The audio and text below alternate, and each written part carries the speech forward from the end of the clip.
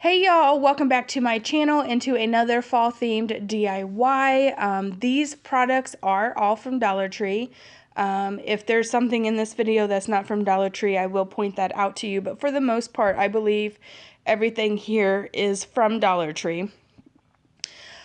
So we're just going to start here with this wreath, and we are just making a floral wreath. I was trying to hold out as long as I possibly could to make this wreath because I really wanted the cotton stems that Dollar Tree put out, but they never came to my store, so I just decided to go ahead and make this into a fall-themed floral wreath. My husband did make me a faux window frame out of some scrap pieces of wood that we have here at the house. So I didn't want for his work to go unappreciated. So I went ahead and just made this wreath here. Now, I have to be honest with you guys. I'm not a big... I am not really good at making floral wreaths. Now, if we're talking about the ribbon wreaths, then I do fairly well with those. But these floral wreaths, I do struggle with laying the pieces out. I don't know why that is. And maybe just in this case, I was, just thinking in my mind about these cotton stems that I didn't get. That maybe that was my holdup or my hiccup or whatever you want to call that. I really do like these Gerber daisies. They are very, very pretty, and I love the pops of red and oranges that I've added to the wreath, of course. It really reminds me of the fall in Missouri. I highly suggest that if you have never been to Missouri, I would suggest coming at fall time around October or November. Just to drive through the state of Missouri at fall time is really, really gorgeous. So if that's something that you guys like, then I highly suggest, if you're close enough, to at least make like a weekend trip in the fall to Missouri. If I didn't live here, that would be the time that I would want to come to Missouri for sure to visit. And when I bring flowers or that kind of stuff into my home, I really try to take the outside inward into my house. Most of my house is decorated in farmhouse themed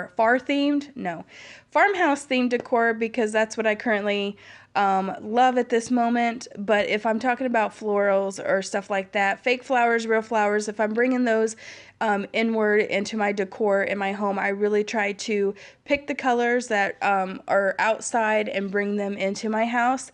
It just makes me feel more like being outside. And our family is very much an outdoor family. I grew up in the country, so I grew up outside basically. Not really, but I grew up in the middle of a forest, literally, hundreds of acres of land. So, and it was all wooded area. So that is the reason why we like the outdoors around here, because that's just what I grew up with and being used to outside. Anyway, getting sidetracked. So we are just I'm attaching these leaves, and I really like those Gerber daisies on there. I know I just said that, and then the pops of orange, and then the pops of those darker red leaves. And I think I'm going to leave it pretty much like that.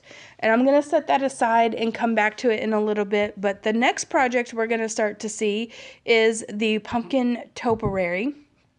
Now, I just took two of these pumpkins, these carvable pumpkins that you get at Dollar Tree, the candlestick and then the candle plate there, and one of these burlap pumpkins. And I'm just going to start painting these bad boys.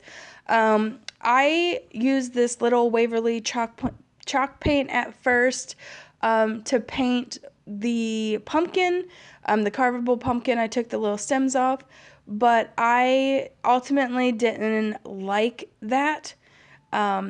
So I did end up actually spray painting the pumpkins with the chalk spray paint that I got at Walmart. And you're going to see that here in just a second, that for some reason, I think that as a base, maybe that this might be okay. And maybe if I would have spray painted it like a lighter gray, or painted it with the lighter gray chalk paint that I had, that it might have been more appealing to me. But for some reason, I didn't like it. So I went ahead and took it outside and I spray painted them. I ended up spray painting both the pumpkins actually, and then also the burlap pumpkin as well. And I don't know, maybe the reason why I didn't like it is because it was quite messy on my fingers and I was trying to hold it by that little teeny tiny cute or toothpick that is at the top of that. Oh, maybe I did paint both of them. No, that I went out and spray painted all these pieces. So I used that chalk spray paint and I spray painted over the candlestick, the plate, the two pumpkins, and then I even lightly sprayed over the burlap pumpkin as well. And so I'm just taking hot glue and attaching that. And the reason why I'm using hot glue instead of E6000 in this case is because if I decide to reuse this plate and candlestick combination, then I have it and I can just peel the hot glue away from the pieces. But if you use like E6000, it's a lot harder to take apart, believe it or not. And so that's the reason why I'm using hot glue in this case in particular. And I'm just stacking those two, putting a little bit of hot glue on top of them, and then I'm just going to set that on there just like that.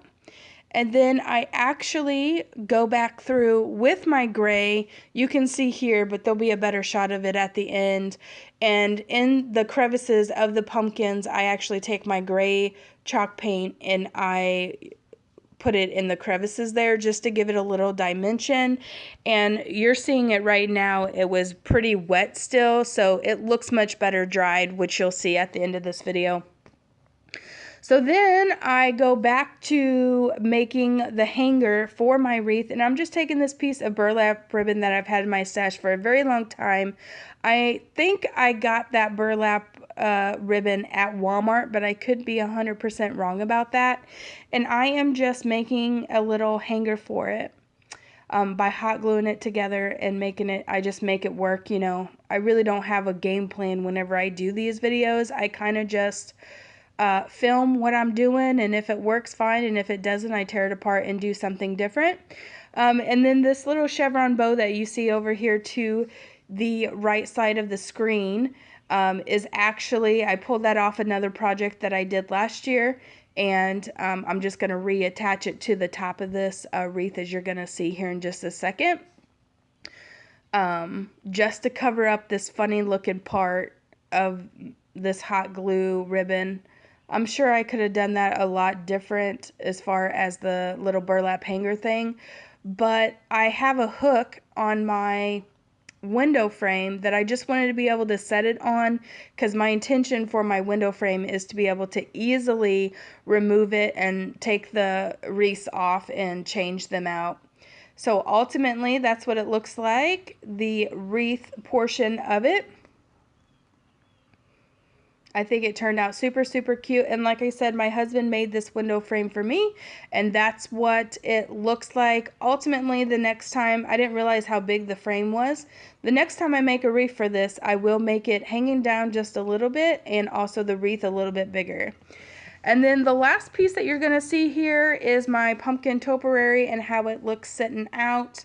And I think it came out just super, super cute. I love the way that it sits right there, and it's going to look super cute on my Thanksgiving Day table, which is ultimately why I made that.